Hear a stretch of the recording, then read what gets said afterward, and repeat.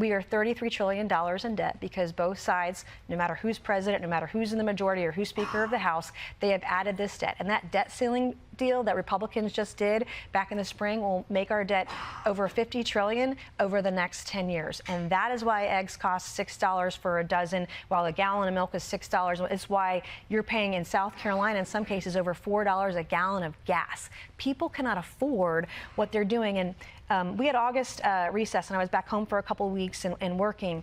But I took my kids to the grocery store. We have 7 days on, 7 days off, you know, when you're a separate households. And I took my kids to the grocery store, and it was almost $500 for a family of 4 for a week. And that is not affordable. And that was just meat, fruit, and vegetables, and no junk food. And they like, hell yeah, where the EBT at? I couldn't. But, you know, the average American family can't afford $2,000 of groceries or $1,800 a month in groceries. Who can afford that? Nobody can. But that is the fault of Republicans and Democrats that have spent us into oblivion, who refuse to balance the budget. The former speaker promised to have a plan to balance the budget, and he buried it in a drawer. It exists.